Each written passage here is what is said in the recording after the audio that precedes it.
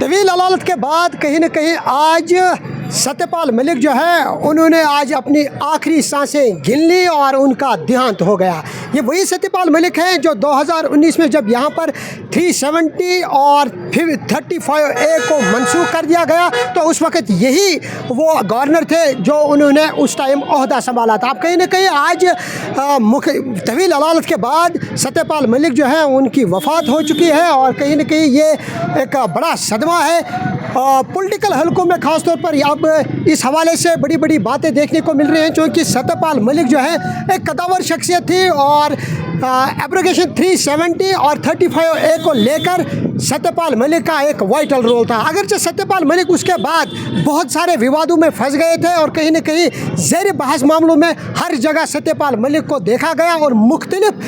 Plate forms پر، media کے مختلف plate forms پر ستیہ پال ملک جو ہے وہ آتے رہے اور انہوں نے اپنے خیالات کا اظہار کیا۔ اگرچہ انہوں نے کہا جب ایبروگیشن 370 اور 35A ہوا تھا، ستیہ پال ملک نے کہا تھا کہ سب کچھ ٹھیک ٹھاک چل رہا ہے، ایسی کوئی بات نہیں ہے، لیکن راتوں رات جس طرح سے پھر جب ہم صبح اٹھے تو اس طرح حالات جو ہیں وہ جموں کشمیر میں مختلف تھے اور آج کہیں نہ کہیں آج ہی کے دن 5 اگست کو ستیہ پال ملک جو ہے وہ دیہانت ہو گئے ہیں۔ یعنی کہ ایک بڑا اپڈیٹ جو ہے ستیہ پال ملک کے حوالے سے نکل کے سامنے آیا ہے۔ 79 برس کے تھے اور طویل علالت کے بعد اگرچہ وہ مسلسل ممبئی کے ہاسپٹل میں زیر علاج تھے اور کئی ایسے بار بھی یہ افواہیں گردش کر رہی تھی کہ شاید ستیہ پال ملک کا دیہانت ہوا ہے۔ کچھ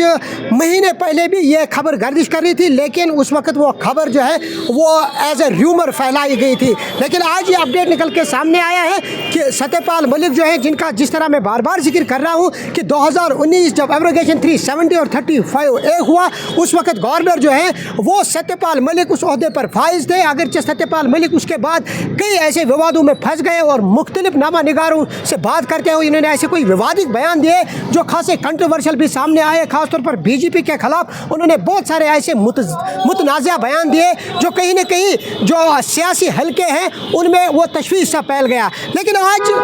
آخری سانسیں گنتے ہوئے ہاسپٹل ممبئی کے نجی ہاسپٹل میں ان کا دیہانت ہوا۔ مجھے لگتا ہے کہ ایک